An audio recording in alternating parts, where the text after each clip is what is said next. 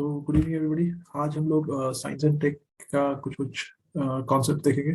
Primarily will be focusing on nano technology, what are its application and all, कहाँ कहाँ areas में वो use होती है। उसके बाद हम लोग आगे जाके देखेंगे मेडिकल फील्ड में उसका क्या काम है। Then as you move ahead we will see energy के सेक्टर में, डिफेंस के सेक्टर में कैसे यूज किया जाता है अपनी नैनो टेक्नोलॉजी को। So before getting the let's get started. तो स्टार्टिंग में उन्होंने डेफिनेशन दे रखी है क्या है नैनो टेक्नोलॉजी की। वैसे we will only focus from what exam point of view से क्या इंपॉर्टेंट है। एग्जाम पॉइंट ऑफ व्यू से इंपॉर्टेंस की बात करेंगे। Okay, so when we see this, आप लोगों को एक दो चीजें ध्यान रखनी है कि आप लोगों को डेफिनेशंस बाय नहीं करनी है, डेफिनेशंस नहीं करनी है। एंड हम लोग को दो तीन चीजें और देखनी है कि जो चीज हम लोग जो फोकस करने वाले हैं वो आपका एप्लीकेशन रहेगा। तो आपको एमसीक्यू बेसिकली जो पूछी जाएगी वो पूछी जाएगी कि नैनो टेक्नोलॉजी का यूज कहाँ होता है, नैनो टेक्नोलॉजी का यूज कहाँ होता है, ऐसे पूछा जाएगा। तो उस हिसाब से हम लोग इनके एप्लीकेशन को देखेंगे। तो जस्ट फॉर इन्फॉर्मेशन हम लोग ये डेफिनेशन पढ़नी है, अदरवाइज आप ये सब स्किप भी कर सकते हो। तो nano technology is study, nano technology studies physical phenomena, develops new devices and material structures in physical size ranging from 1 to 100 nanometres. तो नैनो टेक्नोलॉजी किसकी बात करती है? आपकी एकदम नैनो मटेरियल्स की, that is ranging from 1 to 100 nanometers। and वो क्या करती है? फिजिकल फेनोमेना जो डेवलप करता है न्यू डिवाइसेस को, एंड मटेरियल स्ट्रक्चर को बात करती है जो जिसका फिजिकल रेंज है फ्रॉम 1 to 100 नैनोमीटर्स। तो remember this fact, nano technology की अगर कोई भी क्वेश्चन आएगा तो उसका साइज क्या रहेगा? 1 to 100 nanometres. I hope this is clear. उसके बाद जब हम आगे आते हैं, at this scale the material follow the laws of quantum. और इस स्केल पे कौन सी मटेरियल जो बनते हैं वो क्या लॉज फॉलो करते हैं? वो फॉलो करते हैं आपकी क्वांटम फिजिक्स का पार्ट।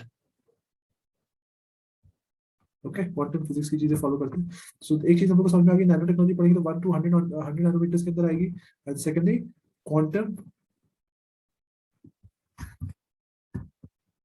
फिजिक्स फॉलो की जाती है इसमें। So next is the general properties behave in different manners, these include physical, chemical, electrical, biological and optical properties. तो आप लोग स्किप कर सकते हैं, it's not very important. Okay, ये तो स्किप किया जा सकता है, जरूरत नहीं है इसके बारे में इतना जानना कि क्या कह रहे हैं यहाँ पे।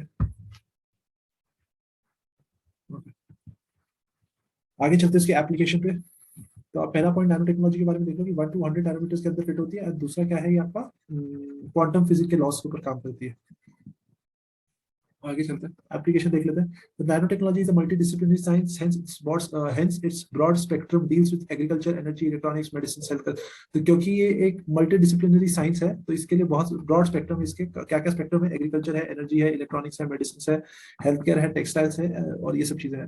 मेडिकल फील्ड में क्या क्या आता है? मेडिकल फील्ड में सबसे पहले आता है आपका disease diagnosis, drug delivery and nano robots. तो देख लेते हैं क्या क्या है। डिजीज डायग्नोसिस, तो कोई भी डिजीज को डायग्नोस करने का काम, कि पता लगाने का काम कि क्या डिजीज है, वो आपका नैनो टेक्नोलॉजी के थ्रू हो सकता है। नैनो टेक्नोलॉजी के थ्रू हो सकता है वो। तो यही चीज देखिए, nano medicine and nano scale diagnostic devices are more efficient, क्योंकि वो एक पर्टिकुलर एरिया को टारगेट कर सकते हैं, इसलिए वो ज्यादा एफिशिएंट होते हैं। Okay, next is these can detect cancer detect कर सकते हैं, bacterial and viral infection detect कर सकते हैं। ड्रग डिलीवरी, तो कोई पर्टिकुलर सेल में, बॉडी की पर्टिकुलर सेल में अगर किसी ड्रग को डालना है तो उसमें भी ये काम किया जा सकता है। तो टारगेट ड्रग डिलीवरी के लिए भी हेल्प किया जा सकता है आपका नैनो टेक्नोलॉजी के through. Okay, overall drug consumption, side effect. Nano robots क्या होता है? तो नैनो रोबोटिक एक टेक्निक है that is use of creating machine eight microscopic level. तो रोबोट्स आप समझ पा रहे हो क्या होते हैं रोबोट्स? तो robot is any kind of machine. तो nano robotics is nothing but a technique of creating machines at microscopic level. तो एकदम माइक्रोस्कोपिक लेवल पे मशीन बनाने के काम के लिए नैनो रोबोट्स यूज किए जाते हैं। These nano robots can navigate the human, और ये नैनो रोबोट्स क्या करते हैं? ह्यूमन बॉडी को नेविगेट कर सकते हैं एंड मॉलिक्यूल ट्रांसपोर्ट कर सकते हैं, कम्युनिकेट कर सकते हैं फिजिशियंस के साथ बाय मिनिएचर सेंसर। तो कोई भी पर्टिकुलर एरिया में देखना है कि अच्छा इस इंसान के लिवर में क्या प्रॉब्लम है या कुछ भी प्रॉब्लम है, वो आइडेंटिफाई कर सकते हैं हम लोग नैनो रोबोट्स के थ्रू।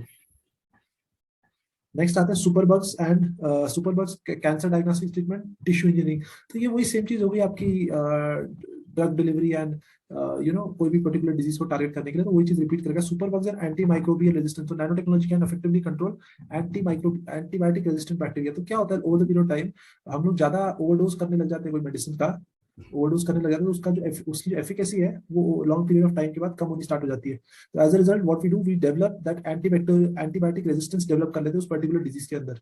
तो उस चीज को कंट्रोल करने के लिए क्या बनाया है? ये super bugs and antimicrobial resistance का यूज करते हैं हम लोग नैनो टेक्नोलॉजी के अंदर, जिसकी वजह से ये प्रॉब्लम्स क्रिएट ना हो। Next is cancer diagnosis and treatment. तो वही मैंने आपको बताया, कैंसर में गोल्ड नैनो सेल्स को लोकेट करके उनको एलिमिनेट किया जाता है। तो and secondly nano cells target cancer cells by tagging antibodies to cell surface. तो ये क्या करती है? नैनो सेल्स टारगेट करती है कैंसर सेल्स को by tagging antibodies to cell surface. तो ये याद रखिएगा, गोल्ड नैनो सेल्स को लोकेट करके एलिमिनेट करने का काम होता है आपका नैनो टेक्नोलॉजी का। उसके बाद टिश्यू इंजीनियरिंग, कोई भी डैमेज टिश्यूज को रिपेयर करने के लिए काम में भी यूज हो सकता है using biodegradable polymers.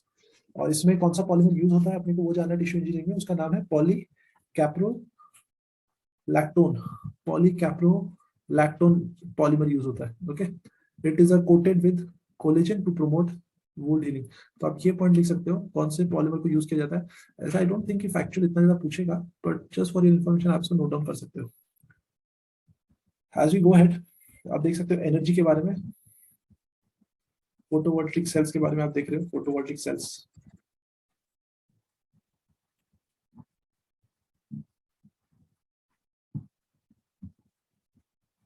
Photovoltaic sales and organic light emitting devices. तो एनर्जी में भी यूज हो सकती है नैनो टेक्नोलॉजी फोटोवोल्टिक सेल्स में based on quantum dots. Carbon nano tubes for solar cells के लिए यूज हो सकता है। कार्बन नैनो ट्यूब्स यूज कर सकते हैं for novel hydrogen storage system. Nano catalyst को हाइड्रोजन जनरेशन के लिए भी यूज किया जा सकता है। डिफेंस में क्या एप्लीकेशन है नैनो टेक्नोलॉजी का, तो प्रिसिशन गाइडिंग टूल्स बना सकते हैं स्नाइपर्स के लिए। दूसरा क्या, डिफिकल्ट टू डिटेक्ट सेंसर्स बना सकते हैं, devices could be made and possible supplement to traditional weaponry for close combat situation. और क्लोज कॉम्बैट सिचुएशन में जब फाइट हो रही है उस समय ऐसे कुछ ट्रेडिशनल वेपनरी बना सकते हैं जो आपकी आर्सेनल को और बूस्ट करेगी। उसके बाद हम एग्रीकल्चर में नैनो टेक्नोलॉजी का यूज क्या है वो देख लेते हैं। तो एग्रीकल्चर में क्या है, एंटी माइक्रोबियल नैनो इमल्शन को यूज करके क्या कर सकते हैं, फूड प्रोसेसिंग इंडस्ट्री में डीकंटामिनेशन एंड पैकेजिंग के एरियाज में यूज किया जा सकता है नैनो टेक्नोलॉजी को। ओके, नैनो टेक्नोलॉजी को ये सब एरियाज में। फिर नैनो बायोसेंसर्स को यूज किया जा सकता है डिटेक्ट करने के लिए antigen pathogen contamination. Nano biosensors को भी यूज किया जा सकता है किसके लिए, are you also use for remote sensing के लिए and devices required for precision farming के लिए। तो precision farming as well as remote sensing के लिए भी नैनो बायोसेंसर्स यूज किए जाते हैं जो आपका नैनो टेक्नोलॉजी का पार्ट है। एंटी बैक्टीरियल प्रोडक्ट्स को सच एज नैनो सिल्वर को भी यूज किया जा सकता है प्रिजर्वेटिव्स की तरह। नैनो बायो इंडिकेटर्स जैसे हो गए that can detect bio magnification of pesticides and fertilisers, उसको भी यूज किया जा सकता है and hence soil health can be, और सॉइल की हेल्थ को मेंटेन कर सकते हैं। तो साइंस एंड टेक का आपको ट्रिक मैं और एक बता दूंगा। उसके बाद bio conjugated nano particles are used for slow release of nutrient and water. Okay, bioconjugated nanoparticles are used for slow release of nutrient and water, hence agricultural efficiency and productivity could be enhanced। इसकी वजह से क्या होता है, agricultural efficiency and productivity को enhance किया जा सकता है। नैनो जेल्स को यूज किया जाता है पेस्ट कंट्रोल के लिए, hassle free gel based carriers को यूज किया जाता है। ओके, वाटर ट्रीटमेंट में भी नैनो टेक्नोलॉजी का काम है। तो nano membranes for water purification के लिए यूज कर सकते हैं, डिसलिनेशन के लिए यूज कर सकते हैं, डिटेक्शन ऑफ कंटामिनेंट्स के लिए यूज कर सकते हैं, zeolites, nanoporous polymers and water purification, attapulgite clays for water purification के लिए भी यूज कर सकते हैं, magnetic nanoparticles for water treatment and remediation. Construction के काम में क्या होती है नैनो टेक्नोलॉजी का use, so nano molecular structure for more robust concrete. Okay, इसके लिए यूज किया जाता है पहला heat resistant nano material to block UV and IR rays of the sun and self cleaning surfaces के लिए भी यूज किया जाता है बायोएक्टिव कोटिंग में नैनो टेक्नोलॉजी को। नैनो टेक्नोलॉजी इंडिया के बारे में कहाँ बात कर रखी है, तो 5th फाइव-ईयर प्लान जो हमारा हुआ था वहाँ पे बात करी गई थी कि हम लोग सेटअप करेंगे एक national facility and core group को सेटअप करेंगे ताकि प्रमोट कर सके research in frontier areas of science and technology.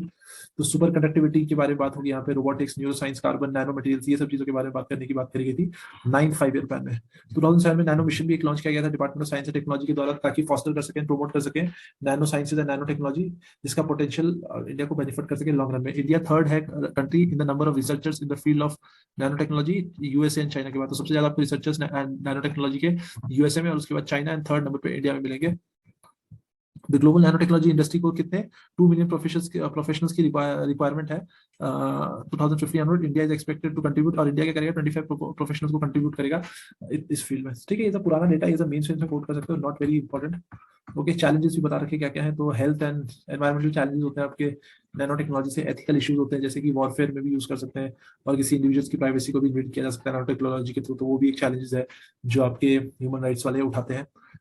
Developing countries को भी अफेक्ट करता है क्योंकि ये मार्जिनलाइज करता जाएगा डेवलपिंग कंट्रीज को, as a global demand nano technological products की बढ़ती रहेगी। ह्यूमन रिसोर्स इशू भी एक है, जैसे कि developing countries such as India क्या कर सकता है, स्ट्रगल कर सकता है क्वालिटी ह्यूमन रिसोर्स के लिए in this field of emerging field of cutting edge research में, क्योंकि हमारे पास इतनी टेक्नोलॉजिकल नो हाउ नहीं है, तो इसके लिए हम लोग कहीं ना कहीं लॉन्ग रन में इतने एफिशिएंट नहीं हो सकते। गवर्नेंस इशू क्या है कि it's a multidisciplinary and interdisciplinary science, hence coordination is a major, तो कोऑर्डिनेट करना एक मेजर चैलेंज हो जाता है। Okay, so I hope this is clear, ठीक है। तो ज्यादा कुछ है नहीं, अपने को साइंस एंड टेक का बेसिक चीजें याद रखना। तो जितना मेरे आंसर से डिराइव कर पाता हूँ, अगर कोई भी साइंस का क्वेश्चन बायोडिग्रेडेबल, ओके, बायोडिग्रेडेबल डिग्रेडेबिलिटी की बात करता है, या आपका ऑर्गेनिक की बात करता है, ओके, ऑर्गेनिक कोई मटेरियल की बात करता है, तो याद रखना जब भी वो कोई इस टाइप की चीज की बात करेगा क्वेश्चन में, तो जब आंसर्स होगा तो आंसर में भी याद रखना वो ऑर्गेनिक ही रहेगा या वो बायोडिग्रेडेबल ही रहेगा। अगर यहाँ पे सिंथेटिक वर्ड कहीं यूज कर दिया जाता है या आर्टिफिशियल तरीके से कुछ वर्ड यूज किया जाता है या केमिकल वर्ड कहीं यूज किया जाता है, that means that statement is wrong. And usually एक और ट्रिक है साइंस एंड टेक में, all the above options he correct होते हैं until unless you don't know what is the answer, all the above options he correct होते हैं, ठीक है। तो ये चीज ध्यान रखना कि बाकी सारे ऑप्शंस तो ठीक है, बट साइंस एंड टेक में ऑल दी ऑप्शन ज्यादातर करेक्ट होते हैं, क्योंकि science and tech is an evolving subject, ये हमेशा इवॉल्व होता जा रहा है। तो आप गारंटी के साथ नहीं बोल सकते कि नैनो टेक्नोलॉजी से कल को आप ह्यूमन डिजीज को ठीक नहीं कर सकते, या कोई ऐसा कुछ मैकेनिज्म यूज नहीं कर सकते जो आज के दिन में यूज नहीं हो रहा। तो there is not proof behind that. तो ये चीज ये चीज याद रखिएगा कि साइंस एंड टेक्नोलॉजी के आंसर हमेशा डी ही होते हैं, ऑल दी अबव। एंड और एक इसमें ट्रिक क्या होती है कि अगर सपोज बायोडिग्रेडेबिलिटी या ऑर्गेनिक की बात कर रहा है क्वेश्चन में, और आंसर में बात कर रहा है आपकी केमिकल की या फिर सिंथेटिक मटेरियल का यूज करने की, तो वो पर्टिकुलर ऑप्शन आपका गलत हो जाएगा, ओके। तो ये दो ऑब्जर्वेशंस थे साइंस एंड टेक्नोलॉजी के मेरे हिसाब से, जो आपको ध्यान रखना चाहिए। एक और क्या है कि आजकल देखा जा रहा है मेजर एंड माइनर मिनरल पे भी थोड़ा बहुत क्वेश्चन पूछ रहे हैं, तो ये एक बार थोड़े से देख लीजिएगा आप लोग, मेजर मिनरल्स कौन से होते हैं, माइनर मिनरल्स कौन से होते हैं। और आजकल क्या होता है कि बहुत बार ऑल दी अबव वाला ऑप्शन नहीं होता है आंसर में। आंसर में क्या दिए रखा होगा, 4 ऑप्शन दे रखे होंगे और आपको A B B C D D ऐसे करके दे रखा होगा। तो ऑलवेज अप्लाई लॉजिक देयर, क्योंकि वहां पे जब आप लॉजिक अप्लाई करते हो तो ये वाला स्टेटमेंट जो मैंने आपको बायोडिग्रेडेबिलिटी या ऑर्गेनिक की बात करी, तो कहीं ना कहीं जो सोल्यूशन होगा उसमें आपका केमिकल या सिंथेटिक वर्ड यूज होगा, तो उसके अकॉर्डिंग आप ये सब आंसर्स को एलिमिनेट कर सकते हो। तो टिल देन आप प्रीवियस ईयर क्वेश्चन पेपर करते रहिए, हमारी वीडियो देखते रहिए, हम लोग और कॉन्सेप्ट लाते रहेंगे। एंड अच्छे से पढ़ाई करते रहिए, क्योंकि हार्डली मंथ एक महीना ही बचा है। So all the very best and good night.